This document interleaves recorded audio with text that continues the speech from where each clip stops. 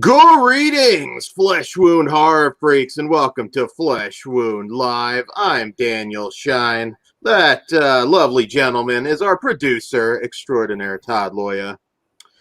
Mike Kruger. What's up? And Pugs Dread. Namaste. What's up, people? Doing well. Hope you guys are doing good. I see you're a little grumpy, Pugs, but we're going to get you out of the funk. My webcam took a shit, so I'm a little frustrated that I'm not coming in as clearly ugly as I normally am. So, we'll pick up the slack for you. At least we're closer to the dead baby. There you go. Bright there side. you go. Yeah, there's always a bright side. We've got a pretty stacked show here for you today. But before we get into all that, Pugs, we've got a very big, exciting show coming up. Tell the listeners about it. Yes, it's our 500th episode celebration. To cap it off, we are doing a massive giveaway. I'm not underselling it. It's actually pretty big. So we got a bunch of Blu-rays, some other free shit, some Amazon gift cards. So all you have to do to enter is post the photo we released out there, hashtag FleshWoundHorror500, and you're entered in to win. We're going to give away four prizes. So you have 4 chances to enter. So please, there it is right there. Repost it once a day. It'll increase your chances. But all it takes is one. So up to you. Please and thank you. And join us on March 24th. Get some free shit. Yeah, let's get it trending. Wrong bug button. Pretty cool. That wasn't a spoiler, but I couldn't tell what it was, but hey, that's cool. So yeah, guys, that's going to be a big one. And I don't think we're underselling it at all. We've got some pretty awesome prizes, so you're going to want to tune in. And it's the first of many, so it pays to subscribe. Yeah, because it's 500, we're giving one out for each form of social media. So it's not just so that's why you need to do it on all forms. So let's say you got kicked off of Twitter like certain people did. You can enter somewhere else. Instagram. Hit us up, Gina. Come on. I stand with Gina. You're allowed to have an opinion, but if your boss tells you to shut up, you probably should. We'll take anybody in. We don't care. You can be a part of the Flesh Wound family. All right, so we've got some big news. What do you want to kick it off with, guys? Well, we know what we want to close with. We're closing with Pug's news bit. So why don't you kick us off with yours? All right. Well, yeah, Pugs is, I think, for the win tonight on news. But I thought this was kind of cool. We've got Paul W.S. Anderson's next movie, which is going to be In the Lost Lands, which is going to star Mila Jovovich and Dave Bautista. And this is a film that is based on In the Lost Lands from Game of Thrones creator George R.R. Martin. And this one, a queen desperate to obtain the gift of shape-shifting makes a daring play. She hires a sorceress, Grey Alice, played by Jovovich.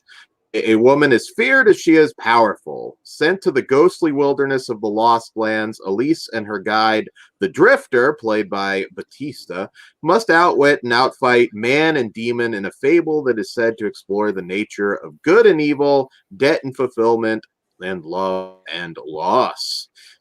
So I'm curious. I had fun with Monster Hunter. I think this one might be a bit more story-driven than Monster Hunter. That's not hard. Yeah. I mean, you could have any type of story and you're a little bit more story driven than Monster Hunter, but still a great time, in my opinion. They ripped off Stargate at the beginning, at least. So, we just want big monsters. All right, Stargate, and then we'll just have Mila fight monsters. I was fine with it. It sounds cool enough for me to check it out. I love Game of Thrones, and R.R. still hasn't died, so hopefully we'll get that last book. I'm fucking down. He can take what he learned from Monster Hunter and just improve upon it. I like the way it looked. Let's be real. He's never been a master filmmaker, so it's also very true. So.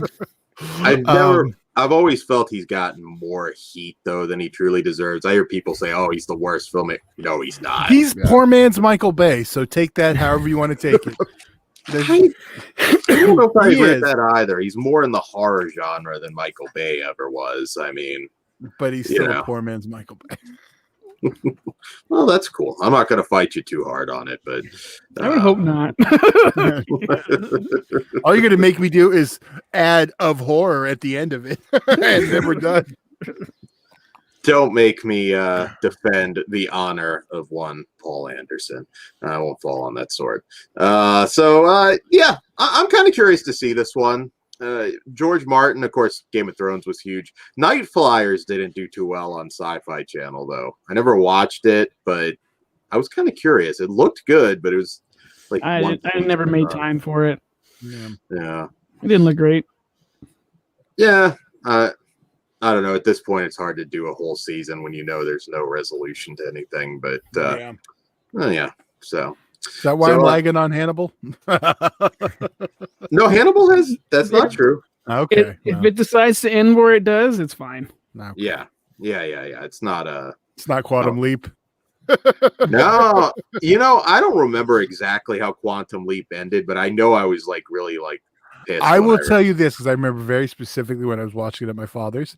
It ends with the title card at the end. Like after the episode's done, they literally throw a title card on the stream that says Sam Beckett never made it home.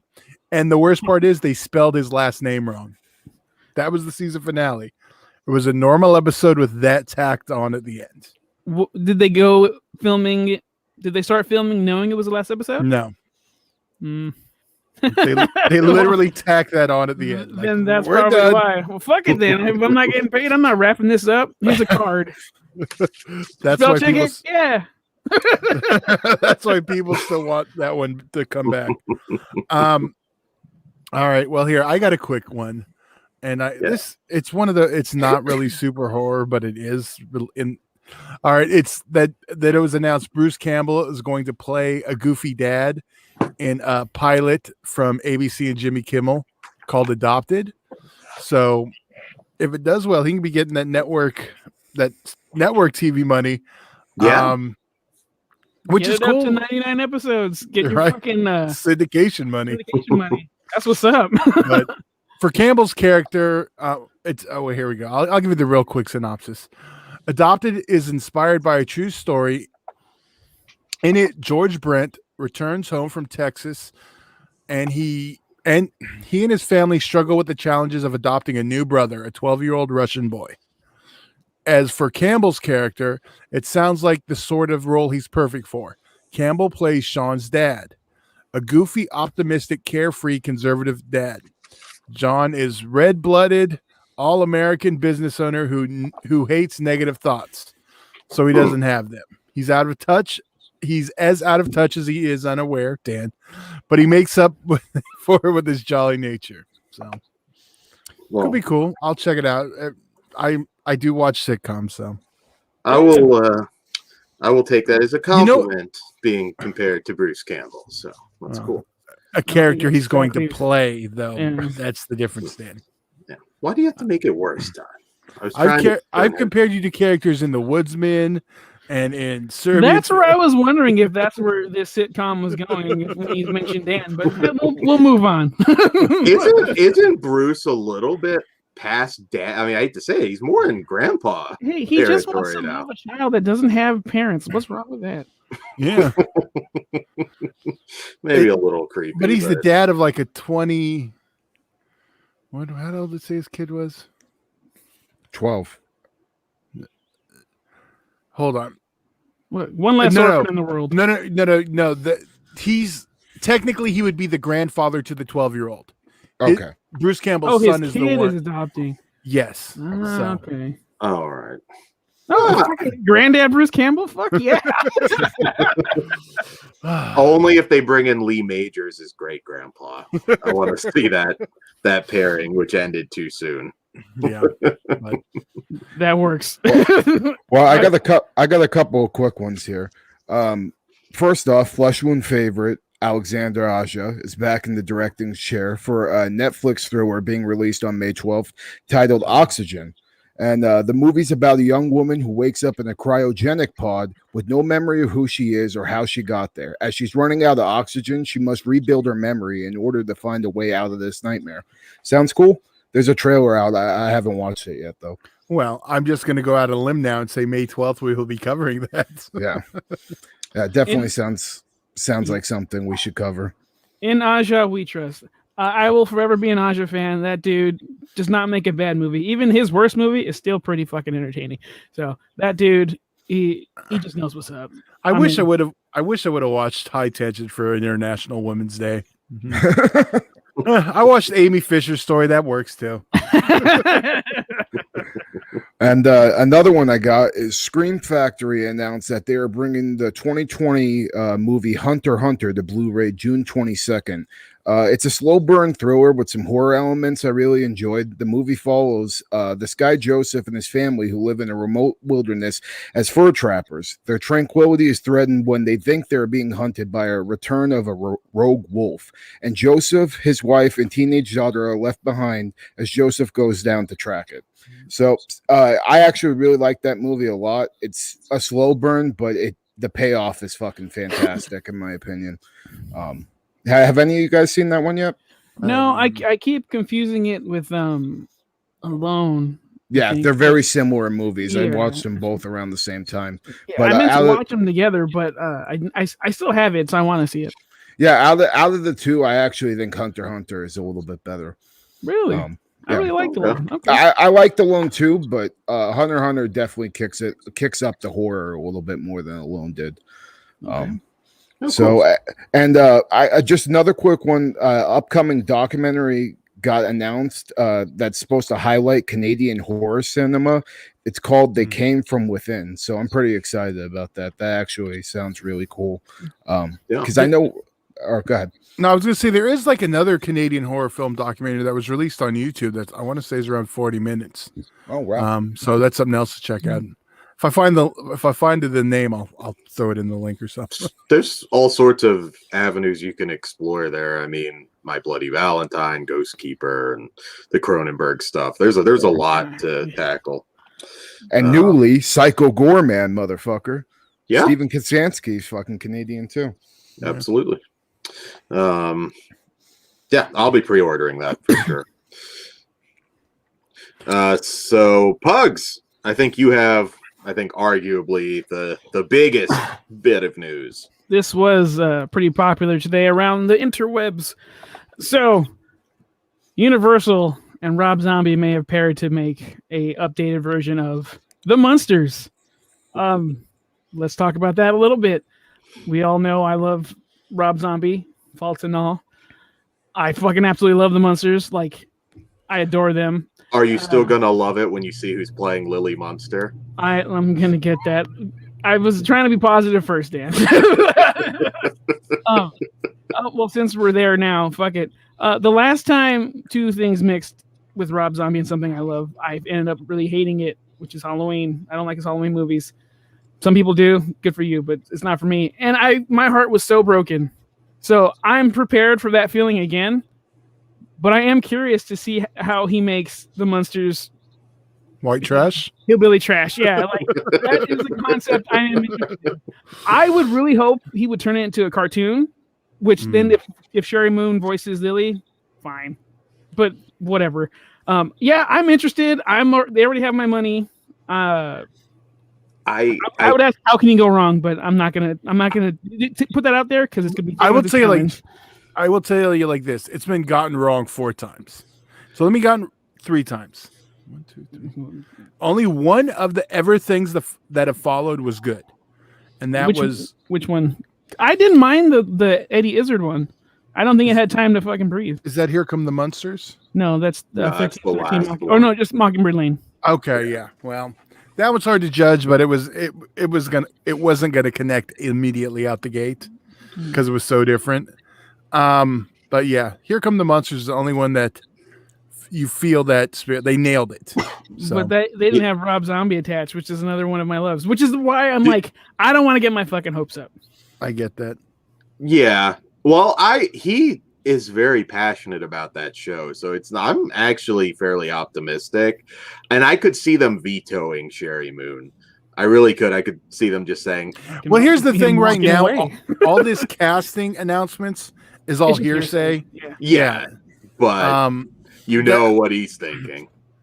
I think at this point he has to know better. He really does. Well, she's also a little old for that role now. He does not. He's head over heels in love with this bitch, and you know what? Good for them. But like under heavy makeup, heavy makeup, it'll be all right. I want William. I know he's not tall, but Williams Forsythe as Herman, just so he can talk about purging his snork all over those floppy ass titties. Richard Brake and Bill Moseley are attached somehow. We just don't know. But there was a name that was thrown around for who Herman was. Do you remember? No, I don't remember. Do I sell? Unless it's fucking Tyler Maine. No, that would. He just Hold doesn't on. have. Here's what I got. Yeah, I have Derek Mears. Fucking give it to him. He's fucking funny. Maybe. Lords of Salem star and 3 from Hell star Jeff Daniel Phillips. Oh, all right, that's fucking cool. And then him a lot. We have Daniel Roebuck and Richard Brake. Fuck yeah. Just somewhere in it. Jorge Garcia from Lost, and then and Elvira, Cassandra Peterson. We should totally do a fake casting episode because I think Red Foreman, I forgot his real name, but homeboy from RoboCop would be awesome as Grandpa. Just make him a little crankier. No, I just want a red in the makeup. Dude. You could age up Roebuck or Brake, I suppose, for the Grandpa role. I think Mosley would do. That would be awesome too. Yeah. I mean, we also have to figure they're not just going to do an impression of Al Lewis necessarily. You know, they're going to make the role their own, so it's not going to be exactly the same. It could all be unknowns too. You know, we may not get names. Kurtwood Smith, though. Kurtwood Smith. That's who you were trying to think of. Bugs. Oh that's yeah, red. fuck yeah. Dick Jones. This is probably the hardest one he's done because he has to be able to satisfy the diehard audience it already has, and it's not the difference between like something like this and the Addams Family is you're going back to a source material. You're going back to, comic books and other stuff. So there's no like definitive, this is how it has to be. I will tell you right now, Rob Zombie does not care about that. Well, at all. He's like, he has a vision in his head. I want to make it like this. That's his vision. And I don't think he'll budge. I'm pretty sure this is going to die, which is unfortunate. But if it does, it does. I really want him to turn this into a cartoon. I think that'd be the best move. I love I think that honestly sounds super appealing to me. I mean, he has a lot of good ideas in his like. Have you seen El Super Beasto? I know it's a completely different type of thing, awesome, but he has like a lot of great ideas, like with the little homages he puts in that fucking cartoon. That was awesome, and I could see him do something very similar with the Monsters. Yeah. It's too bad we couldn't see Sid Haig as Grandpa though, because that's who it should be. Rest in peace. Yeah. But what the other half of the coin with the Addams Family is that I was going to say was with the Munsters, you're not going back to a source material. You're going back to the performances of Fred Gwynn and everyone there. That's the one big difference. And that's why you can do so many different versions of the Addams Family. People don't freak out if they're not exactly like the last one. It's harder with the Munsters. Although I do like even the shitty ones. I have no shame in saying Munsters Today, as horrible as it is, it's like Married with Children meets the Munsters, so it's still fun. What Stranger Things kid is going to be Eddie? Well, last name, so I would assume. What's his name, Jen? I know you're a big fan. Yeah, you're probably not wrong. Or one of the It kids, I guess. No, they might be a little too old now. Finn Wolf, right? His name? Finn Wolfhard. Yeah, he's like 17. Yeah, he's looking too old. The Stranger Things kids are too old for this shit nowadays. Yeah. They're not stuck in time like your glorious photo with them. Yeah. I can see got flash it up again. God, who is Well, even then, by the time they actually make it, it's probably going to be an unknown. Oh, it's probably that kid from The Haunting in Connecticut and WandaVision. He's pretty good. Okay. I don't know his fucking name. Dan, you may. I'm not sure. WandaVision's not my thing. Well, you remember Haunting of Hill House, the little boy? Oh, I know. Oh, I don't know the name, but I know what you mean. That was scared of Cricket Man? Yeah, I know what you mean. I mean, they could also Cricket do Man. him. Cricket I mean, Man. I don't know how old Eddie was supposed to be when that show first started. Like, what, 10, 11? Well, I'm going to tell you right now, Butch Patrick's pushing to get that part. You know what? Service casting or Grandpa. I mean, he's around. Why the fuck not? Besides him being a kind of a jerk. He's not a good actor. Doesn't matter. He brings the name. Well, yeah. Yeah. All he's got to do is look at Playghoul every episode, and I'm good. I will have to start rewatching some of the old ones again. They hold up this so happens. well, man. Yeah. I fucking love that show. Absolutely. But yeah, I'm sure we'll be talking more about that if we actually get it. That's exciting. I do hope we get it, but I won't be surprised if it goes away because a lot of his stuff he gets attached to gets announced and still gets dropped. So. Yeah, absolutely. Yeah, I how much of it is them trying to like gauge interest though? That's the timing is perfect because his new album Lunar La La La comes out the 12th, which is Friday, right? Yeah. So check that shit out. I'm sure it'll be okay. From the diehard fan pugs. I am. He made Hellblade Deluxe and Sinister Urge. Forever fan right here. I'm there every fucking show. That's true. Hellbilly Deluxe, I think, is his best album. So You would be correct. I think, yeah. Although I love Sinister Urge too, but no, but Hellbilly Deluxe is the best album of all time. yeah. No, yeah, it is. I won't go that crazy, but I do enjoy it. I do. But All right. all right. Anyone else got anything on the Munsters? Nope, but we'll cover it as more comes out and Sherry's officially cast. So. I'm just gonna go. I hope he knows by now. Okay. If he thinks she's forever young, as long as he doesn't put her as as Marilyn. Oh, she pure sweet girl next door Marilyn. You know what they'll do? They'll do like they'll age them up. It's old monsters, and it's just them as like old people, so it'll work. There you go. I'd like it to be very like modern day, like just none of them get along. They drop the sweetness. Everybody's calling each other motherfucker and twat, and just like you said, go pure Rob Zombie.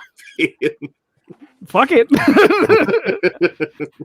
All right. It'll be hated either way, but it could still be a fun time. Oh, that's what's gonna happen. I mean, people are already ready to shit on it. Rob Zombie, I don't think it would matter.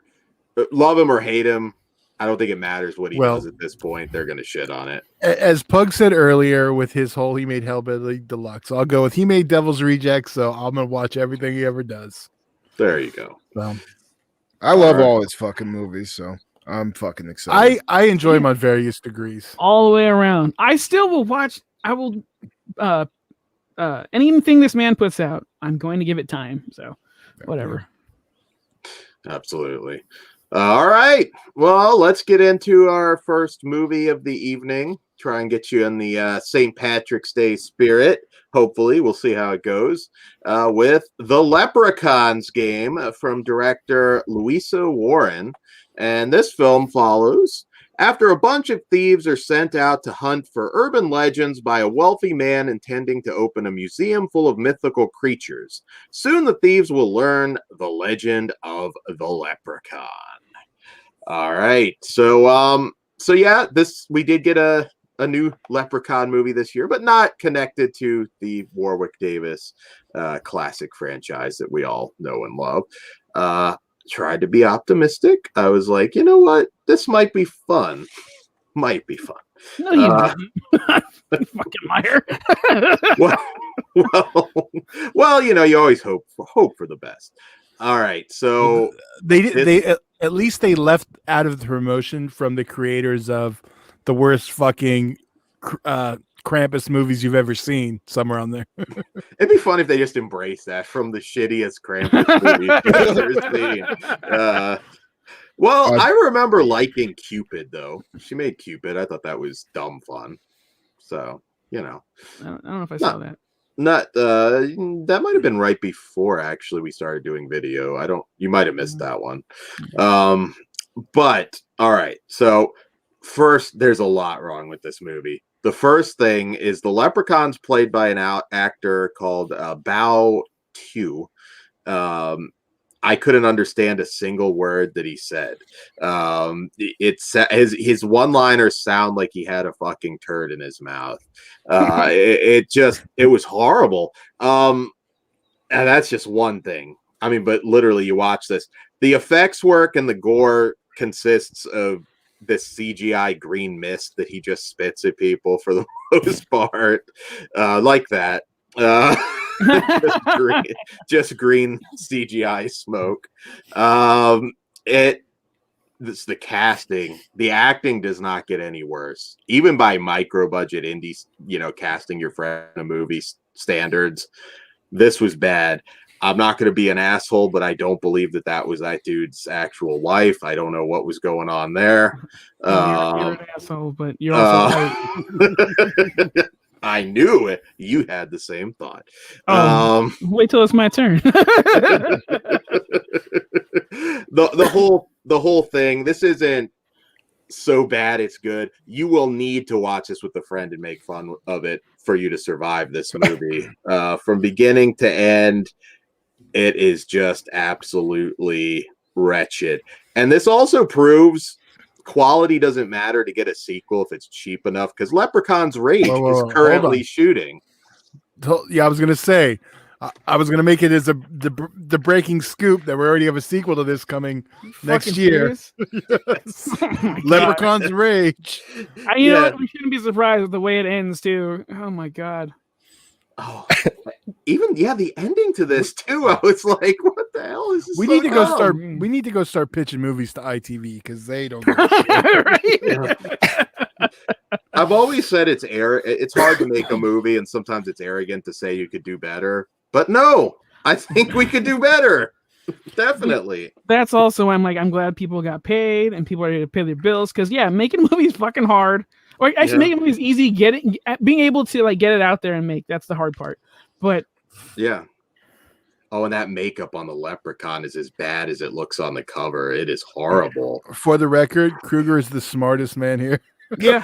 Disclaimer: I fucking watched the trailer for this as soon as we were said that we wanted to cover it, and I said I'm not watching this fucking shit. I will tell you like this: I literally was contemplating. Do I just stop this? Right? Again, I'm like not after I watched the whole thing, you sons of bitches. That usually never crosses my mind. We grew up in the rental era. I paid for this. I'm gonna finish this motherfucking thing. This was hard. And then it's always a sign of quality when Sean C. Phillips shows up, shooting his own scene. I fucking love how he blacked out those Blu-rays behind him. I'm gonna open these blank DVD cases. No one's gonna fucking know. Bro. Go somewhere else and film these fucking anyway. But talking his shit on the cool duder. His former stunt his former stunt double plays Homeboy's girlfriend in the movie, and she's terrible. Fat and ugly, but and don't get me wrong, I feel bad for saying this, but yeah, you're gross. Your movie sucks. Fuck. Dude, honestly, this is a terrible time. I wanted to fast forward or end it as soon as possible, but I'm like, no, I gotta watch it because we said we're gonna talk about it. Fuck my life. Nothing about this was good at all. I'm sorry. I wish people. No, I won't do that. I was gonna wish homeless upon people, but no, it's not good. I'm disappointed it's getting a sequel. But fuck it, let's see where it goes. And I just don't get it. Fuck this. Are you guys really gonna watch the sequel? It'll probably if we do it all together, yes. I am in. If not, that's what I was gonna say. Fuck you. Like we did, like we watched the last show. Yes. Yeah, I could tolerate. Also, I mean, I've already shit on the effects, but I called her. How was that ugly? I think you'll be okay. Was that the director also? I'm not getting hired. How how was that dude's face burned when there's like no fire on his face? I don't know why I'm asking that. It's because it's just shitty effects. But that whole burning scene, I was like, man, even you could get it with even CGI. It's not going to look great, but come on, you don't just turn into Freddy Krueger when there's no fire hitting your face. Everyone on there annoyed me. Every decision made was dumb, and I'm fuck this movie. Although with how shitty the Leprechaun looked, I do kind of want a movie where there is a killer that just wears a leprechaun face that looks like that. Yeah, like a mask, and goes around just killing people. You don't got to make it that, for that, right? Because like all the one part that I was liking, he was chasing somebody. I'm like, if this dude had like a big old chainsaw or like an axe, I can get behind this. But yeah, just shows up with like oatmeal on his face practically. It just looks so bad. And I also have to say, I'm not saying you need to have somebody from the UK to play the Leprechaun, but have somebody that can at least clearly get an Irish accent and dialogue out, because I didn't understand one word this dude said at all. I mean, there was a couple attempts at humor and one-liners, but I was like, I guess I should put on subtitles next time because I have no idea what the fuck that was supposed to be. Never in my life would I have thought that Leprechaun Origin would be a better movie than something else. Yet here we are. I would have to say that movie, I hated it, but it's better than this. I'll watch that movie twice before I ever fucking push play on this piece of shit again. Todd, do you give this one 5 stars? Man, you remember that movie we watched? You remember that movie we watched? Fuck, President's Day? No, it wasn't. It was the one where we had Donald Trump going around and it was ripping off Halloween. Yeah, that slasher. Yeah, he was just like elected, wasn't he? That was yeah. I was gonna say this is probably the closest like shitstorm since. Although that would be an awesome commentary now. I gotta remember the name of that damn movie. I thought that was better than this. Well, we can go around like murdering brown children, because then I'm in. Damn. Yeah, man. I knew this wasn't probably not gonna be great, but this is like one of those ones. Like, man, did you just try and fuck this movie up? Did you? I don't know. Damn. There's just so much you could have done. But yeah, it was President Evil, and it's about 2 years old. Oh, okay. All right. Right on. Shall I rate this turd? I was trying to prolong. Yeah, go for it. 0 to 5 stars. 0 to 5. I'll go first. It's a 0. Yeah, there's nothing good. Not one thing I can say about this movie. If you feel like you want to do it just because it's St. Patrick's Day, watch it with friends and be prepared to mock the whole thing. Any other Leprechaun, like Pug said, the worst one. Watch Origins before you watch this. Yeah, it's a 0 for me too. One negative. I don't know how to do it. 0. Can we do that? One cemented hole. Yeah. One ditch. Yeah, it's not good. Yeah, avoid this movie like the plague. Absolutely. Unless there's someone out there watching right now who's seen it and loves it, please chime in the comments. No, he can go away. No, I'm kidding. We like different opinions, even if you're wrong. I would, even if you're wrong. I mean, what is there? It's not like this movie has like, oh, it's stupid, but there's some good gore. There's some skin. It's for me, like even like the lowest of low budget movies, if it has some good effect, like gore effects or something, I have something there to like about it. But once I saw the trailer and saw how bad the makeup on the fucking Leprechaun was, I was like, I'm out. Yeah, I mean, even that, I could have potentially laughed at, like, oh, all right, that makeup's shitty, but at least he's got some funny one line. It didn't have it just had nothing. If it was funny, it could have saved the whole fucking movie. But absolutely, yeah, this is definitely one of those ones where it's like, all right, look, this is what it is. We've just gotta we gotta throw some blood at the camera, write some funny lines, and just make. Yeah, get some Dan lines in there because that would have been perfect. I could have helped could. Leprechaun's game. I could have helped it, but I don't think I could have made a great movie with that cast. But I could have at least made it humorous.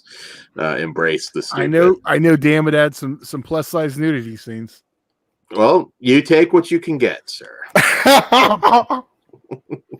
She's on set. Fuck it.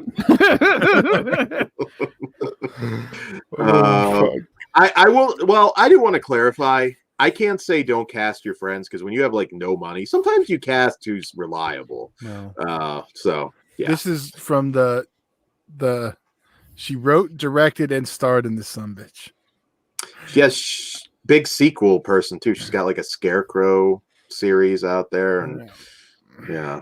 Well, Yeah. right on. You're able to pay your bills and get your artistic flaws out there. You know, we know. Well, I know worse filmmakers out there. So sometimes we just don't get it, but we'll move along with that one. And again, I thought I remember, as dumb as it was, we got some enjoyment out of Cupid. So, all right. So there you go. If you got to watch one, watch Cupid. Not great, but at least that had some. Leprechaun's Rage. Wow. They changed one letter of that, and I'm in.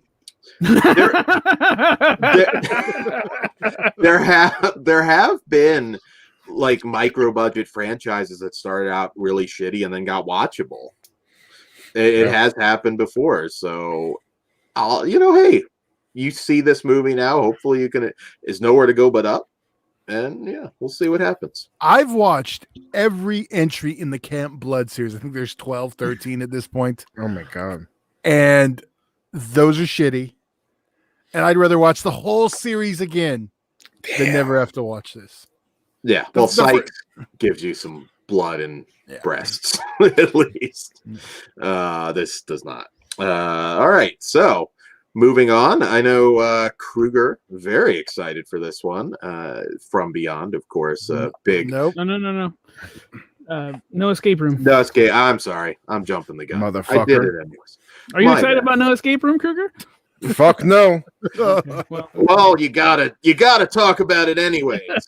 Unfortunately, so No Escape Room is from director Alex Merkin, and this one, Merkin, Alex Merkin. Yeah, I was trying not to be juvenile and laugh at it. I didn't read his name while watching the credits. I would have been cracking up like a child there too.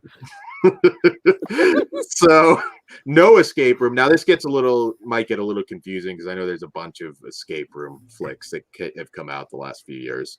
But this one, when an escape room attraction turns from a fun bonding activity to a dangerous paranormal experience, a father and daughter must flee from an angry spirit. This is currently airing on Netflix, but it was also a Sci-Fi original. So yeah. That makes sense. So Kruger, lost Todd. Kruger, what did you think of No Escape Room? Well, if you couldn't already tell, didn't have a good time with this one. As soon as the word sci-fi original came on screen, I got pretty nervous. All the characters in this movie are fucking just unlikable and basic as fuck. Like there's nothing like really new brought to the table whatsoever. The daughter was a bitch and the dad, it was awkward as hell and annoying. And all the other characters are just insufferable and you just want to see them all get fucking killed. The story I found all but interesting. And once the action picks up, it's just all standard made for TV horror stuff. And like, it's not really that interesting at all. The escape rooms themselves too, like you would think, oh, escape rooms, maybe there'll be some badass scenarios. Nope, there isn't. And the ending I just thought was dumb as shit. Like there's a paranormal element that gets thrown in there a little bit and it just really doesn't make sense, nor did I care. So by the end of this, I was just bored as hell.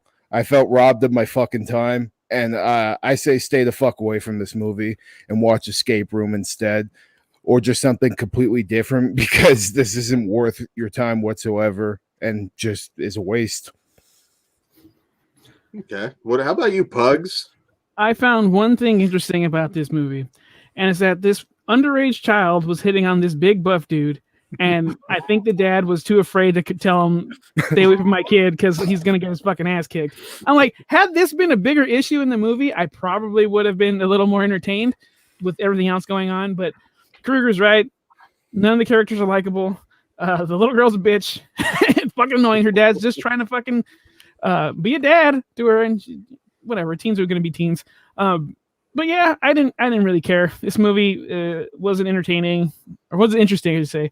I was barely entertained. I can't recommend watching it, but like, if you want to check it out, maybe you'll like it. I think the ending's stupid, but that's just me. How about you, Todd? We'll see if we get a bright spot here. You actually are. I didn't hate it as much as these two. Okay. I didn't love it, but I was like, the whole time I was just like super focused on it. Did you have help? Yes. But I was like, I like escape room movies and I like haunted maze movies. So this one, even though it was predictable and I didn't like the supernatural element added in, I don't know, maybe living with a teenager, knowing how the fuck they act. I get that, but I had fun with it. For me, it was a good, fun one-time watch.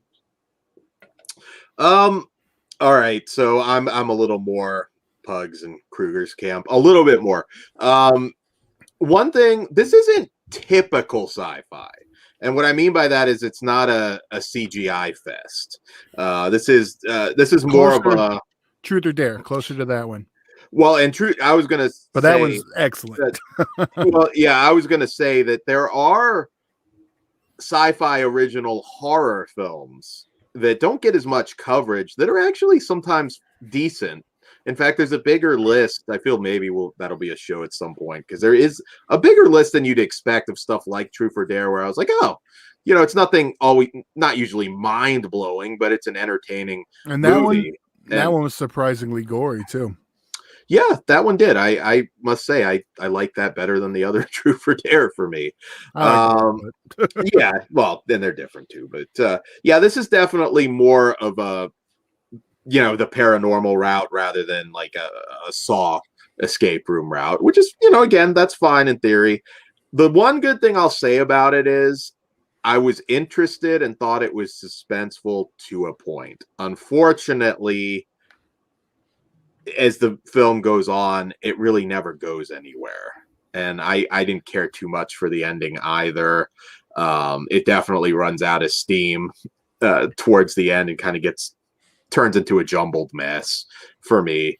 I thought the actors were fine. The lead girl was annoying, but I feel like I say that about most teenage leads these days. Yeah, no, just women. Yeah, females. All teenage leads are annoying. You're just mad at the teenage boys because they get more ass than you. That's fucked up. But he's not arguing. There's moments of suspense in this. There are. It's just, unfortunately, I can't really praise it that much, because as a whole, I can't say it's worth sitting through 90 minutes of it. Because again, and I'm not saying that this is just ambiguous. It's not a case of where it's just being ambiguous. It really just is jumbled and not that compelling. So, yeah, unfortunately, I liked how it was shot and everything, but the whole package is not all that good, and it unfortunately falls below average. I have to give this one, unfortunately, a 1.5. I never threw that half out there much, so I'm going to do it today. It gets 1.5. Right. What say you, Pugs? I will give it a 1. With Okay. You don't need to see it, but if you're curious enough, fuck it, press play and clean the house or something. Yeah. I am a 0.5 out of 5. I can only give it the 0.5 just for the fact that it was shot fairly well, and it did have like a decent production value. Yeah. But that was the only positive thing I have to say about it. So yeah, 0.5 out of 5 for Kruger. Well, I'm like add yours all up, and I think we got my 2.5. Wow, right on. And since it came up, I wanted to show this real quick because just as an example of some sci-fi originals that are actually pretty decent horror films, this is a cheap little budget set out there, and it has actually a Dunwich horror adaptation that brings back Dean Stockwell and Jeffrey Combs on it.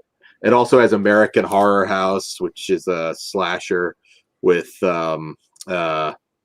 spacing Morgan Fairchild's in it, and House of Bones with Charisma Carpenter, who's been in the news a lot lately. And so yeah, there are some things to explore there. R.I.P. Joss Whedon. So yeah, check some of them out. It's not all CGI. Calm your white down, Dan. Shut up, Todd. A drink of Coke, be less white. That's so stupid, but whatever. Oh, I haven't. All right. I will talk to you offline. I have an idea. Say moving along. Definitely moving along. All right. So we're gonna. Well, I don't know. I haven't talked to you about it, Kruger, but hopefully turn that movie frown upside down with the Resonator, Miskatonic You, from writer-director William Butler, and of course from Full Moon. And in this one, get ready to go beyond horror. Visionary Miskatonic University student Crawford Tillinghast follows in his late father's footsteps and becomes obsessed with completing work on the Resonator, an interdimensional device that opens doorways to other worlds. With the aid of his closest friends, they manage to get the machine up and running with terrifying results. All right. First thing, before you even go anywhere, I don't know who's going first. I'm just going to ask Kruger this one question. Did you take my advice and go in with no expectations? Yes. Okay. That's all I had to ask. Go ahead, Dan. All right. Well, I'll tag Kruger in first. Okay, I know From Beyond's a big one for you. Yeah, From Beyond. Just disclaimer: From Beyond is like my favorite Stuart Gordon movie. It's also like probably one of my favorite horror movies of all time. I recently discovered it only a couple of years ago, and I just fell in love with it. So I was really excited for the Resonator, just because it's a great story, and I heard that it was going to take a lot from what Stuart Gordon did with From Beyond and bring it into like a remake. So I was really excited about it. I thought the characters were pretty good. The new Crawford is pretty likable. And his friends, I thought, had like this campy horror familiarity to them that just worked. The effects weren't fantastic, but there were some solid low-budget practical effects mixed with some decent, some dodgy CGI. I did really like most of the creatures we get, and like the magenta glowing creatures. And there's like the succubus-looking chick that has like these tentacle dreadlocks and this crest on her head, and it just looked really cool. I kind of do wish we got more of her, though. Unfortunately, the dreaded CGI blood splatter is present in this movie, and that did take away from a couple of scenes for me. But overall, I thought the effects were way better than I was expecting. As far as the story goes, I really like where they went with it. It's a very different adaptation than From Beyond, but I felt like when the story was just getting good and I was super into it, it just ends. And I was sitting there and I was like, that was it. I thought like the final conflict was a little bit flat, and like everything after that left me a little bit disappointed. I know that was done partly to like set up for a sequel, but I was hoping for something stronger. Overall, though, this was pretty fun. And I do recommend it if you do like From Beyond. I can see myself rewatching this, and I do look forward to the new Miskatonic You movies coming up. So that's all for me. Is that confirmed that there's going to be more? I've heard there's going to be more. Yeah, I think that was the plan going in. Well, we didn't mention they're releasing a movie a month, but next month is not the. No, it's not part of the. So we have to wait a while. Yeah. Damn, I really wish they would treat us like a series. With Full Moon, it may not be as long as you think. I mean, I would you could even see it by the end of the year. You never know with full moon. Yeah. But what did you think, Pugs? I shockingly really enjoyed the hell out of it. Like, it found a cool middle ground of like CW shows with like 90s Saturday morning teen shows with some boobs. So I'm not gonna hate on that. And like creepy ass monster fucking penis head dread lady was awesome. Yeah, I like the characters. Some of them were overacting, but I think it fit the tone that they had on screen. I don't want to get too spoilery, but there's a character introduced at the end. I'm like, here we fucking go. And then credits. I'm like, fuck. I know I got it. I hope we get more. So that's really why I asked that question, because I really want more. I liked it enough to want more. And I think it's just a good, fun time. Is that like the tease now for all of these, H.P. Lovecraft projects? Yeah, right. Like that's the one thing I will say. That It was and maybe this is why it didn't work for me so much. It reminded me very similar to what they did with Castle Freak, and that kind of left me a little bit disappointed. But like I said, if there's another episode, I definitely want to see it. Let's combine worlds. Like, dude, I'm down for for that. Honestly. Well, we should mention there is two parts, so we watch both. Hopefully there's not a third we don't know about, but no, it's 2 parts. I like like you said, the characters and stuff. I was actually underwhelmed by the effects. Yeah, even, and like you guys mentioned, the chick with the head shit, it looked like a mask that you put over the face and just ends. There was no seam. It was. I mean, I was expecting some bullshit. Okay, like honestly, like this is about the level I expected from them, and then with the glowing stuff, which really turned me off. But I liked the story enough that I was intrigued. Not the best thing from Full Moon, but it's one of their better things from Full Moon in the past few years. Yeah. Did you get that like early 90s like California Dreamin', Saved by the Bell type vibe from that? Because I did. I did, and combining that with that world's actually a pretty cool idea. I don't know if that's what they were going for, but I don't know. William Butler, like them, that mixed with a little bit of CW, because like everyone's fucking attractive. I really enjoyed it. CW, pick it up. Give Full Moon some money. I'm down for that. I actually thought some of these actors were surprisingly solid, right? Even above CW level. To be honest, I didn't have any issues. Younger. Obviously playing younger. Well, not actually. No, we forget Jeffrey Combs probably when he did Reanimator wasn't much older than these kids. So I have to take that back somewhat.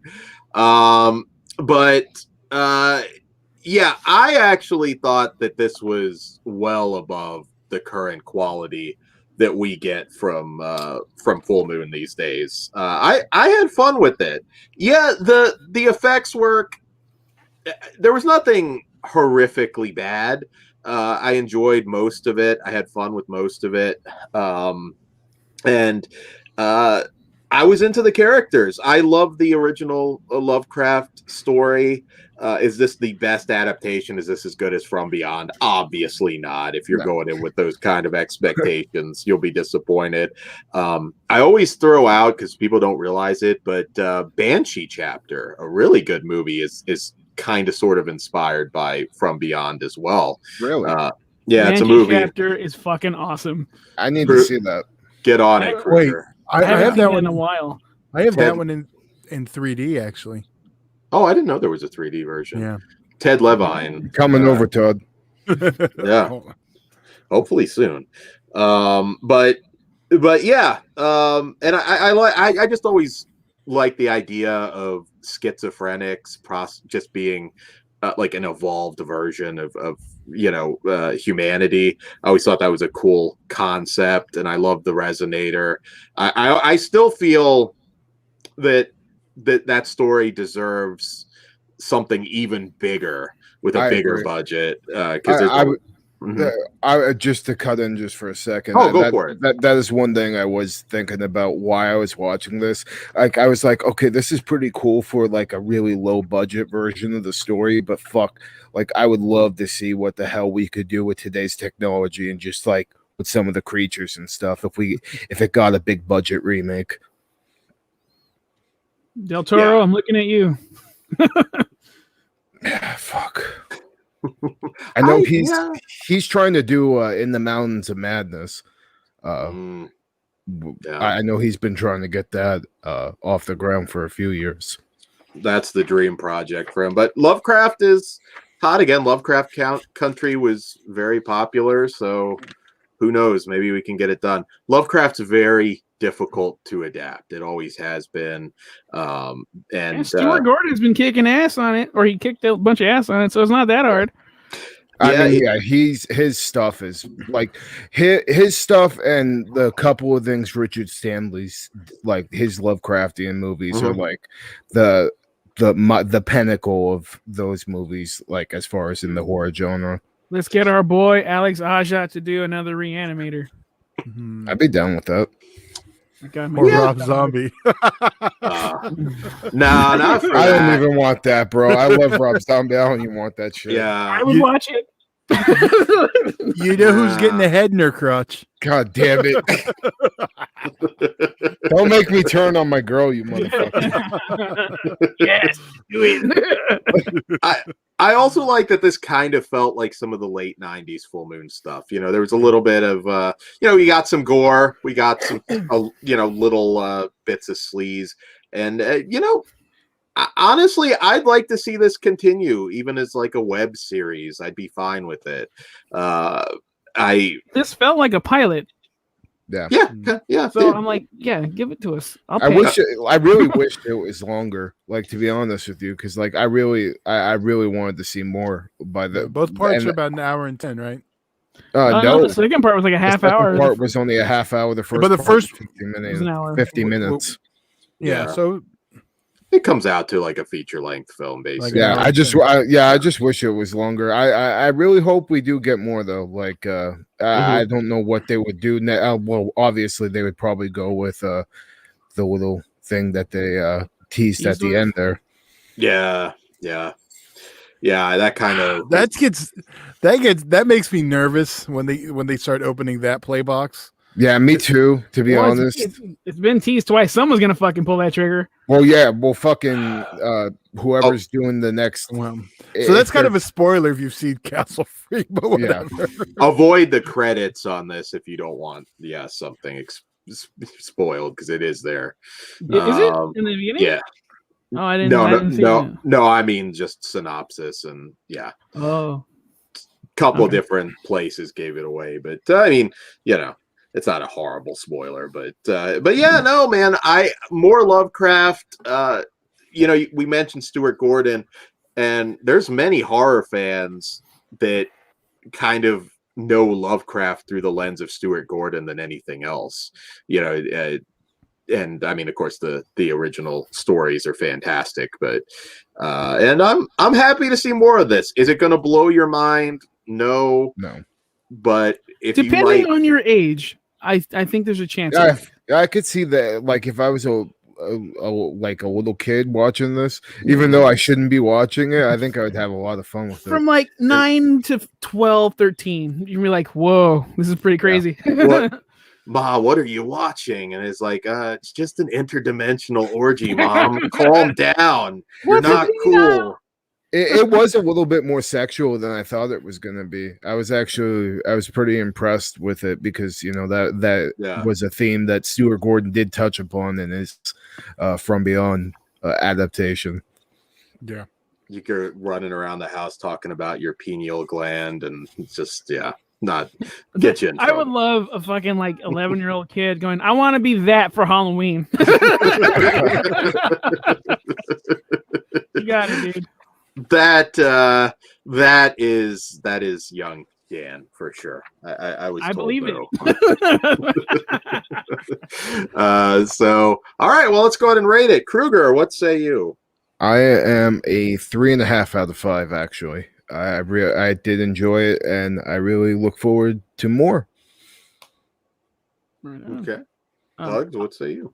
I am a 4. I really like it. I'm stopping myself and giving it a 4.5 because that's really how much fun I had with it. But I'll be realistic; it's a 4 for me. Okay. I'm a 3. I enjoyed it. Like I said, my only complaints were stuff I knew going in. Yeah. Full moon in 2021 isn't going to be full moon of the 1990s. So Yeah, rating on that full moon curve. I mean, if you just hate full moon, I don't think this will convert you necessarily. But I had a lot of fun, and I'd like to see this story continue. So I'm a 3.5. Yeah, by full moon standards, it's actually pretty good. like other than what was it, Ouija's Halloween Night? I think that's what it was. That was probably the last modern one that was really good. I put this right under it. Yeah. Yeah, no, absolutely. So check it out. And hopefully we get these on Blu-ray. I'm hoping maybe as a movie cut. If Full Moon strategy is they'll release them in 2 parts, then release them as one. Yeah. So it's not going to hit home video as 2 products. It'll be as 1 disc. Yeah. So I'll definitely be picking it up. It'll actually show up on the streaming side as 1 too. They don't keep them as 2 parts forever. But we are due another Kendra and what was it? Barbie and Kendra movie. Barbie. Are they going to storm the Capitol? I know we have to finish the series. But all right, that South Park episode is on today. The South Park with a Q at the end. Their QAnon special that airs today. Watching that after we're done. Yeah, I think I will too. Yeah, Barbie and Kendra. That it's a little too serious to make it work, but it might have been funny just seeing them like floating through with all the creatures. Just do a little homage. But I hear you say like with the Capitol, but you mean in the Resonator? Yes. Yeah, Resonator. That would be fun. All right, so now we will get into a 70s favorite. We're reviewing the new uncut full moon Blu-ray of Tourist Trap, which is a David Schmoller film from 1979. And in this one, legendary character actor Chuck Connors stars as Mr. Slauson, a telekinetic psychopath who lures a group of young people to his ramshackle roadside attraction, unleashing an army of psychically controlled mannequins and other monstrosities upon them. As the terrified youths fight for their lives, secrets are revealed and shock follows shock until the movie reaches its nightmarish, unthinkable finale. All right, so Tourist Trap, always been a favorite. I think fair to say Todd's second favorite mannequin movie, for sure. Third. Okay. You giving Kim Cattrall a boost over this? Aw, shame on you, Todd. I'm not hating on Kim Cattrall. You're out of your mind, Dan.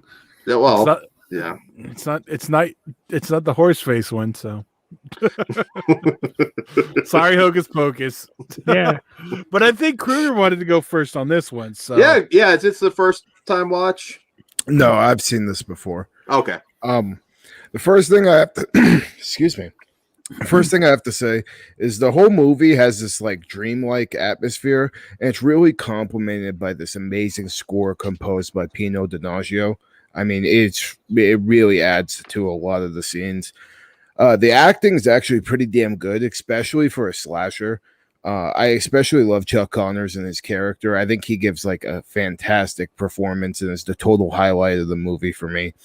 The story is really well done. There's some twists that really surprised me when I first watched this movie, and knowing those twists ahead of time now on my second viewing actually enhanced the experience for me.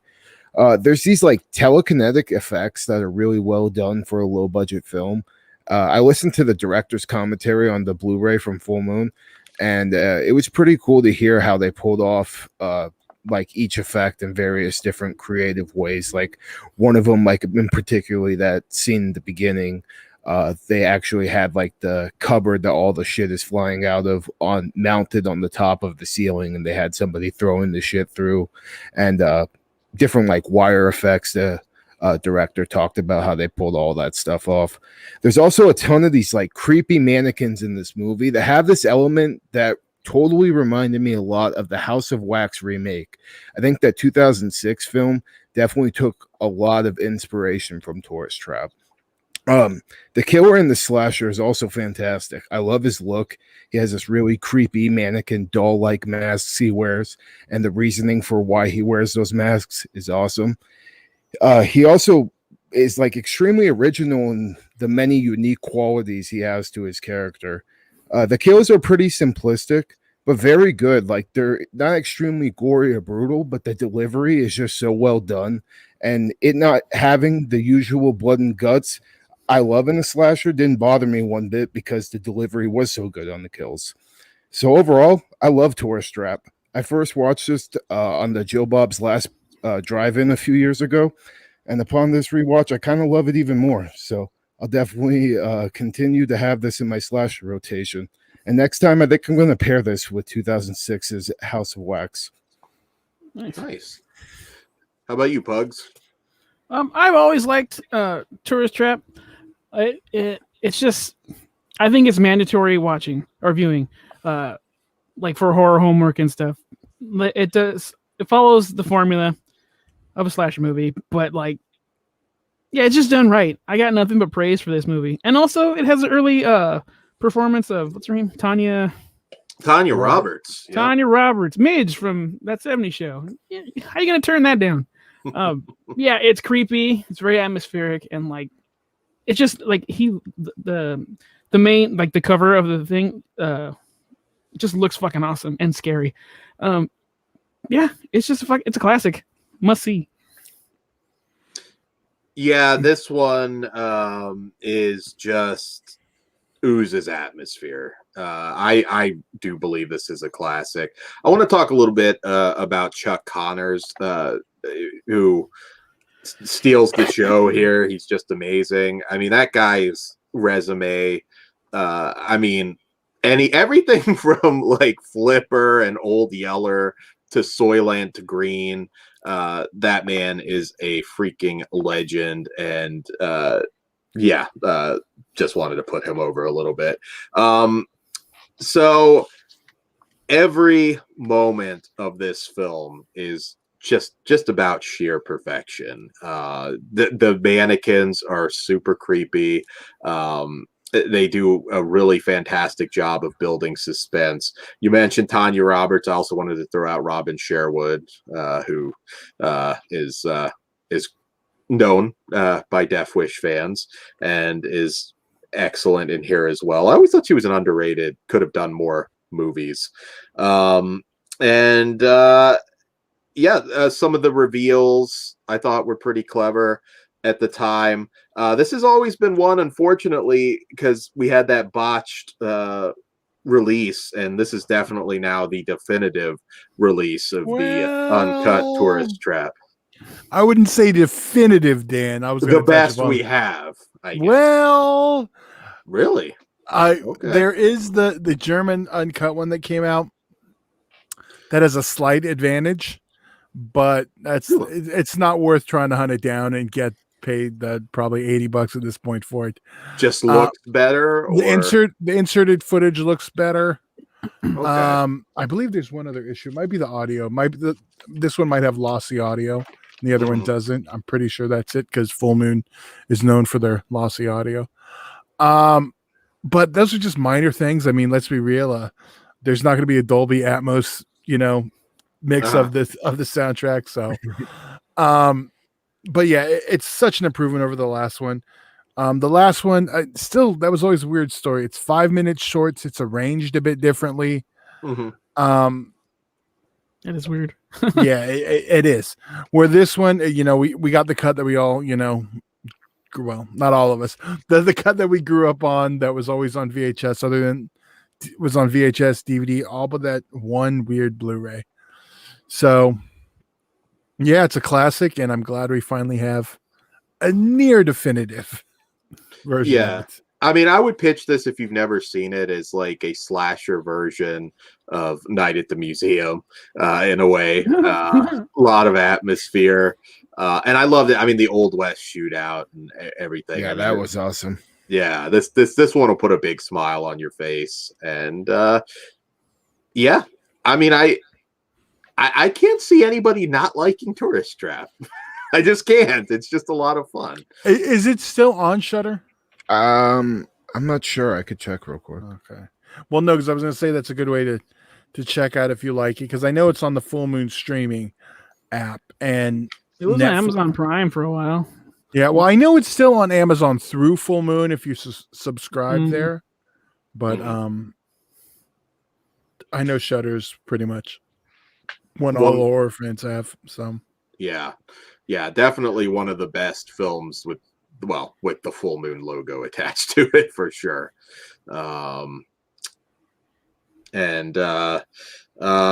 Yeah, I would consider this essential. Yeah, it's still on there. Yeah, okay.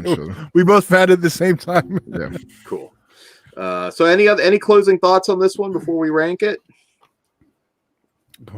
Mandatory viewing. Rate it. Yeah. Well, I'll rank it too if you want for that. Okay, I'm a 5. I'm a 5 as well. 5. I'm a 5. I figured. One day we'll have a shirt of that one. Yeah. Oh, speaking of, what's the site? Let me bring this down. Stand up. Well, we'll have that works too. We'll post it. Technically, they're not officially on sale yet. So. Oh, well, look at the cool shit you can get if you support us. Yeah, we'll get those links up.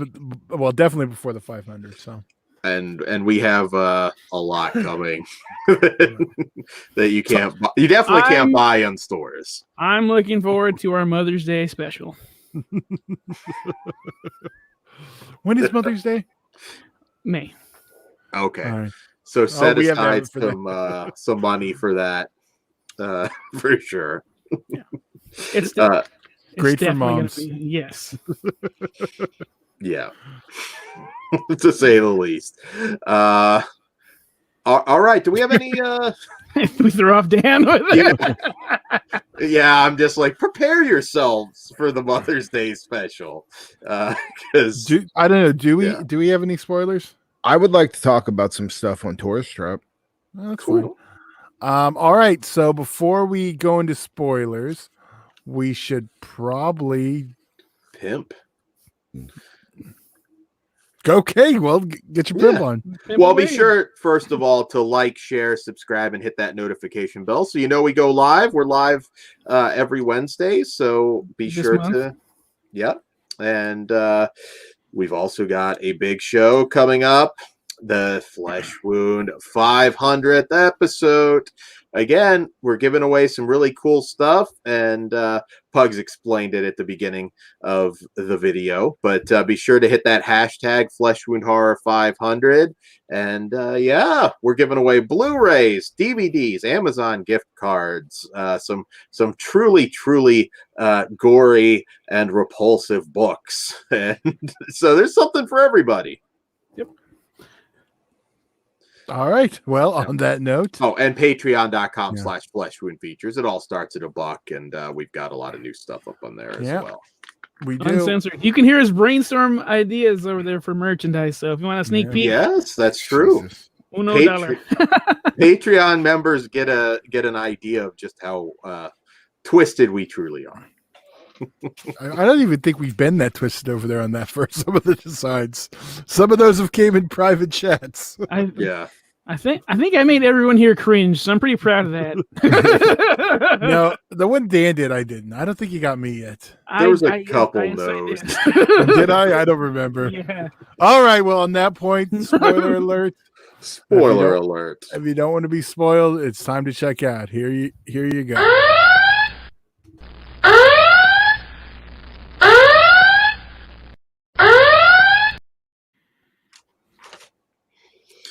Okay, so Tourist Trap, go for it, Kruger.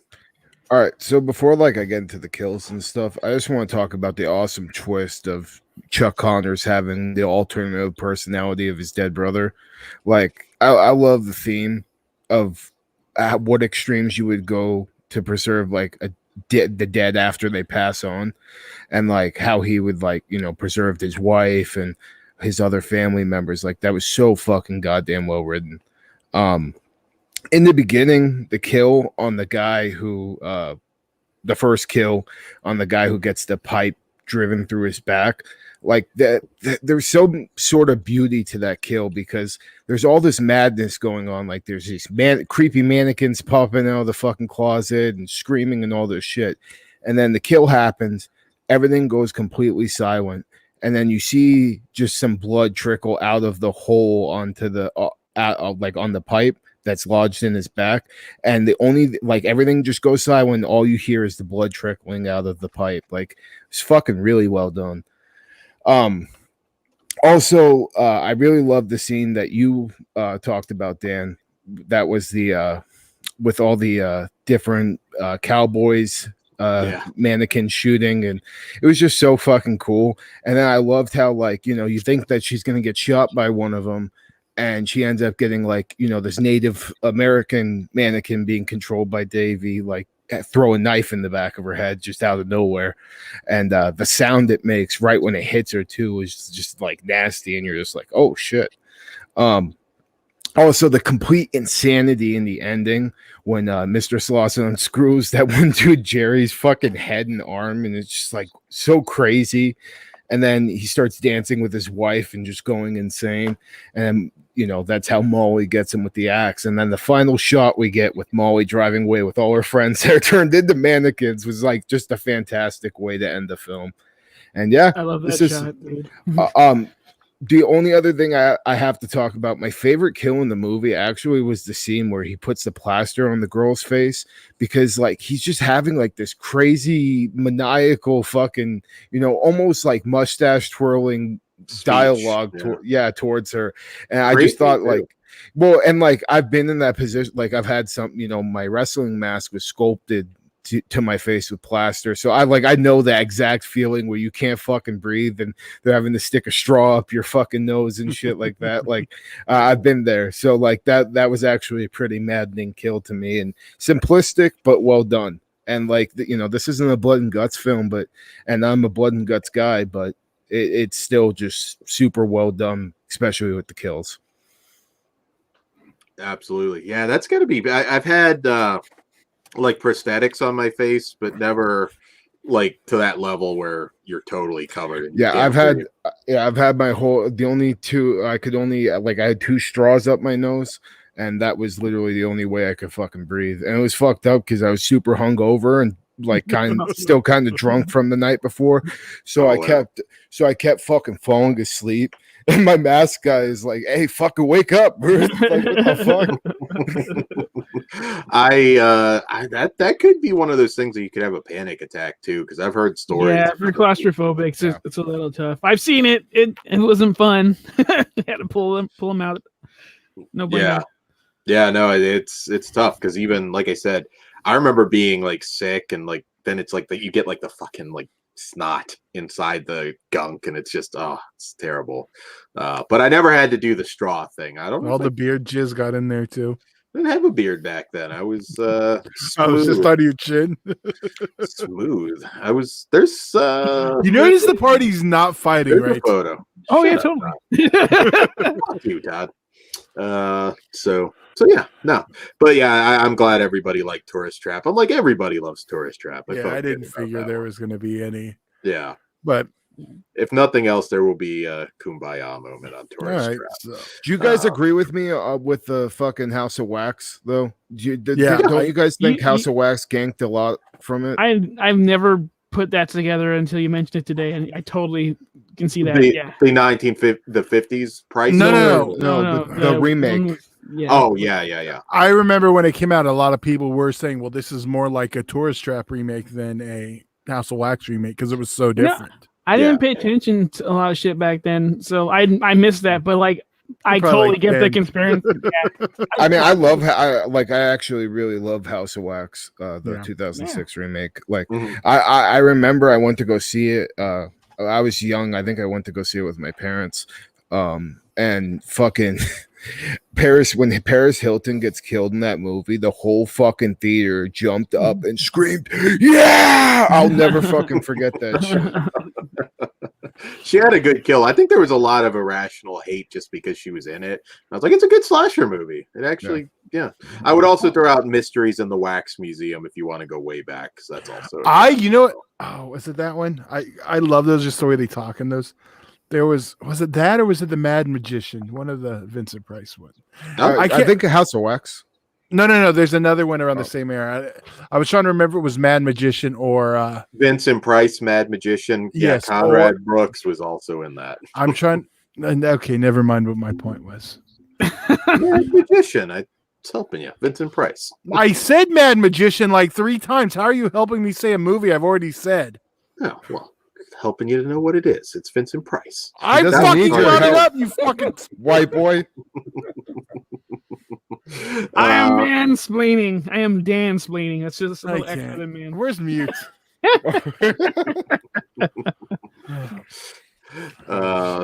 Yeah, so all those wax work thing. Oh, Lurid Tales, the Castle Queen. I don't know if anybody but Todd will get or Exotic House of Wax. Oh, that was Exotic House of Wax is actually the one I was looking for. Kim sorry, Dawson. not Full Moon. That was Surrender Cinema. Yes, so the softcore version of these films. So yeah, no. So thank you guys for joining us. I do want to say tomorrow I will be on Region Free at 8 p.m. Eastern, so check that out. And yeah, any closing thoughts? I got none, but hashtag Flesh Wound Horror 500 to enter for our giveaway on March 24th. Nope. Yep. And no trivia for people that were afraid. So, you know, it's going to be easy for you. Just got to join up. All you got to do is hashtag. There, no questions. Hashtag. Just you got to be subscribed to all of our shit, though. Please and thank you. Yes. Except you don't have to be in our Patreon. They're going to get their own exclusive giveaway down the line. So if you want to join that one, which will probably be super cool, it'll cost us $1. So. Yep. Yeah. All right. Okay. On Well, that then note, you can follow us across all the social media bullshits. We're on every last one of these motherfuckers. Please and thank you. Check out our Patreon. We just said it over there. Episode 500 coming up soon. Hashtag Flesh Wound Horror 500. 2 weeks from today. Yeah. So with that being said, gentlemen, let's get the fuck out of here. Todd? See, you got to go Dan first or you fuck me up. Guten Tag. Guten Tag. Less attitude. Heil sign. Stay sick, motherfuckers. And I'll see you in Disneyland. And Dan, less attitude. Bye.